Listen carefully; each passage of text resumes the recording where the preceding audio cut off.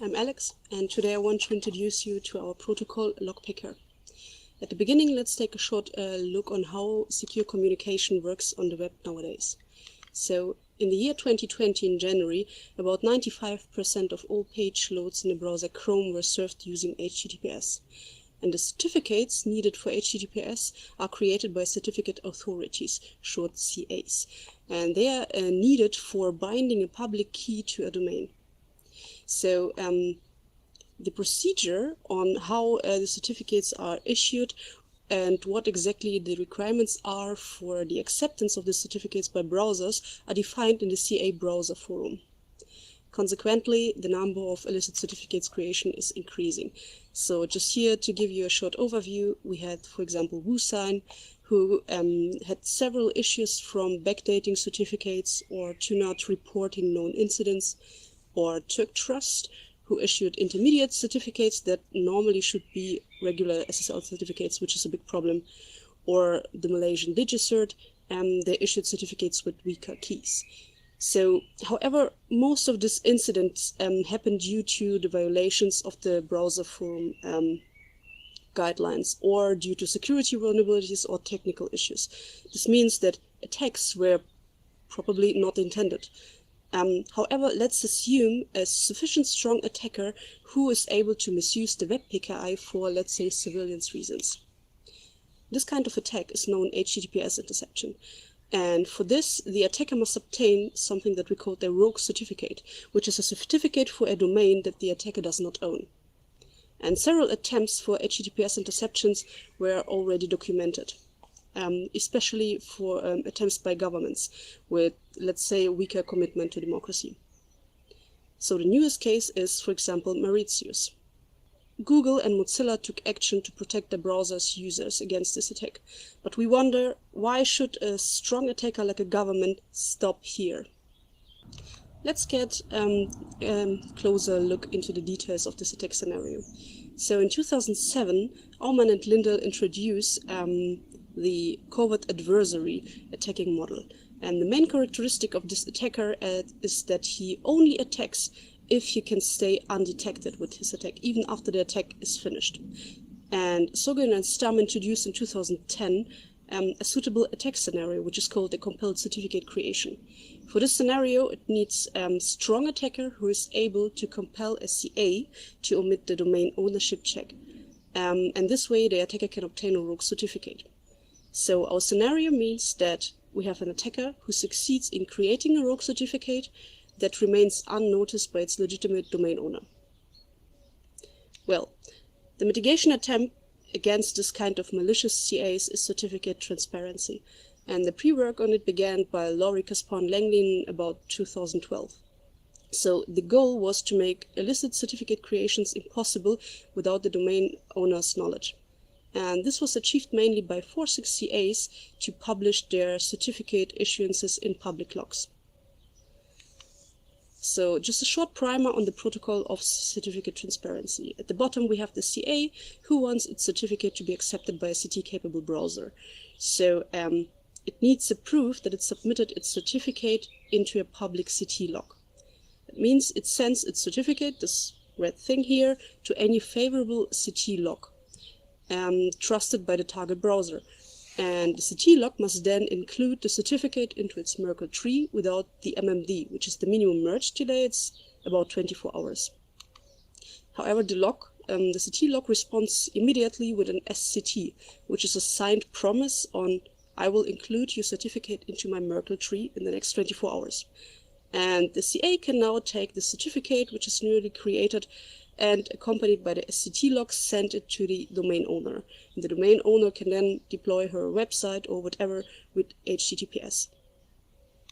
Certificate transparency introduces two new entities into the web PKI. First are the auditors, mostly third party, and they check whether CT logs comply with this SCT, the signed promise, and some CA browser forum requirements on CT logs. It means this auditing check is domain independent.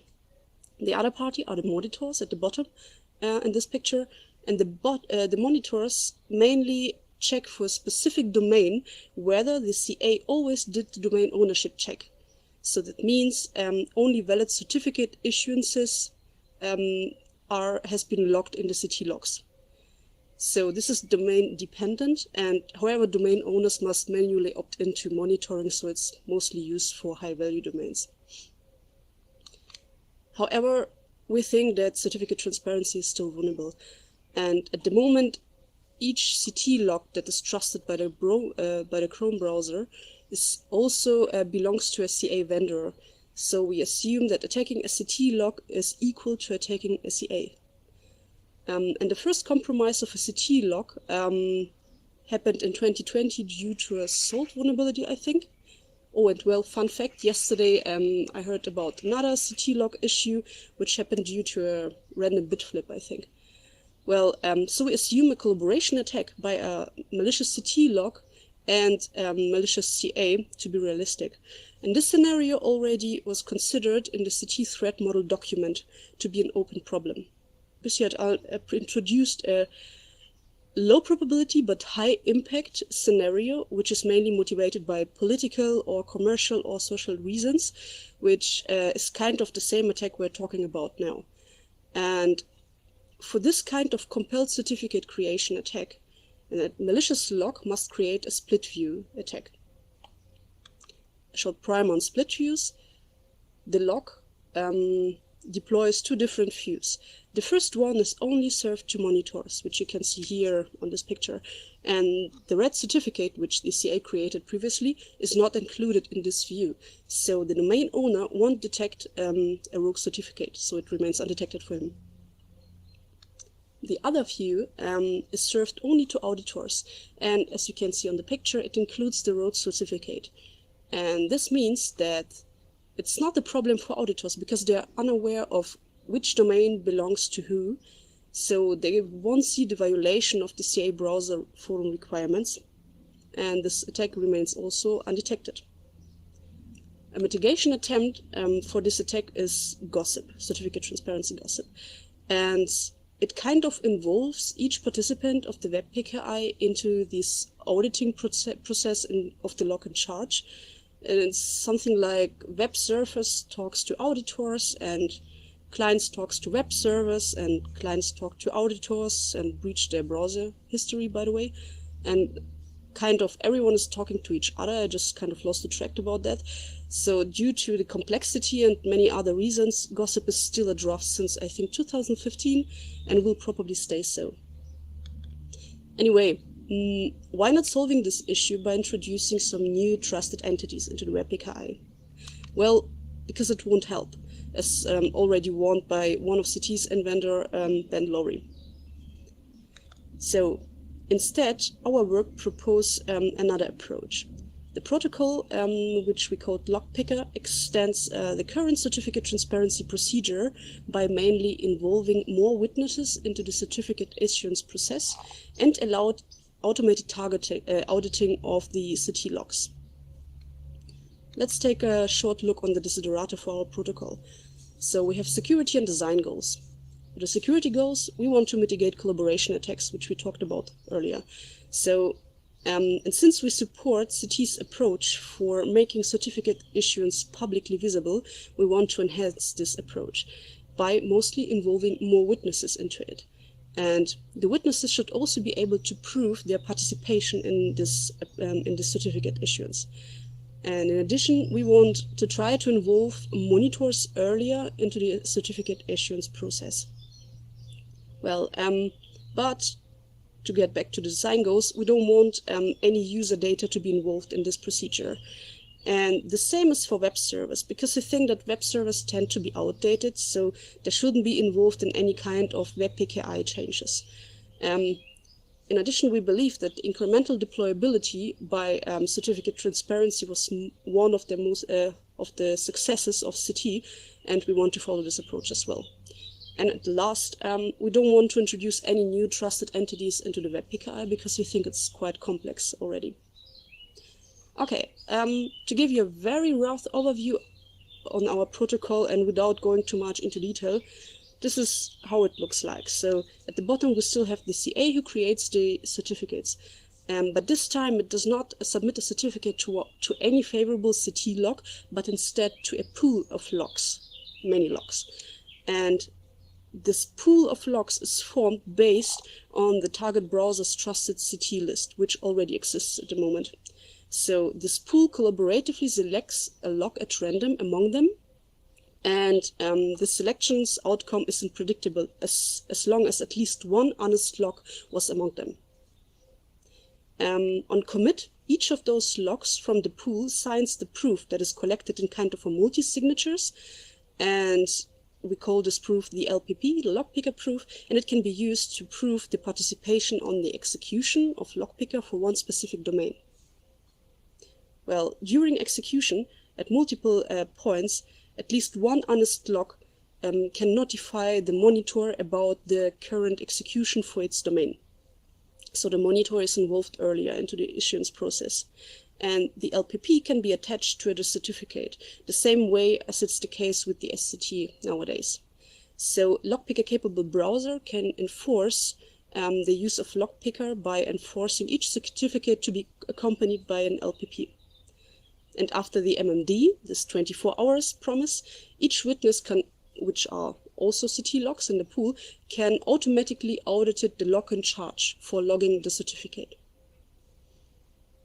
Well, let's take another look into the achievements.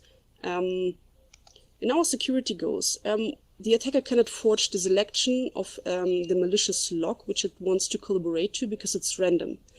And participants of the log pool serves as additional witnesses into the certificate issuance process. Each witness signs the outcome of this LogPicker execution. And during the execution, the monitor can be notified about the certificate issuance attempt, no matter on whether it worked or not. The user's private data has no part in our protocol, and the same is also for web servers. They are not involved by this kind of changes. LogPicker's mitigation does not need a kind of a flag day for the changeover. It's only for the web servers. The next time they will deploy a new certificate, they will get a LogPicker capable certificate. And at last, LogPicker only reuses the current entities of the WebPKI, which are the CAs, the CT logs, which at the same time are the auditors, and the monitor. And in addition, LogPicker assumes each participant in the protocol's execution to be Byzantine but one, which we call the one honest log assumption. So to the additional paper contributions, LogPicker uses a lot of crypto, which is kind of this multi-signatures or distributed randomness procedure, and these are explained further in the paper. In addition, it explains some details on our security and design goals of the protocol. Then we analyze the overall correctness probability of the WebPKI. First, what we called the LogPicker-based PKI, and then we compare it to the CA-based PKI's correctness probability, CT-based, and the gossip-based PKI. Further, we discuss how the current CT policies can be adopted to LogPicker and which kind of changes are needed. And at last, we deployed a prototype simulation of the LogPicker protocol, and it shows that LogPicker is scalable and can handle the current load of the web. And of course, we have a lot of work to do now. So we need first a procedure on how exactly can we include the monitors during the LogPicker execution. And then we need LogPicker clients that are also able to perform this interlog auditing, which is this automated auditing by the logs of the pool. And then at several parts of the protocol, protocol aborts can occur. For example, because one of the logs in the pool detect another Byzantine log, which is, for example, malicious. And the protocol at the moment is aborted. So we have to think about how can we handle this kind of protocol aborts, or maybe how can we reduce them either. And at the end, we all know that certificate revocation is still a nightmare on the web. So maybe it's anyhow possible to include certificate revocation into the LogPicker procedures. Well, thank you for listening, and I'm open to your questions now.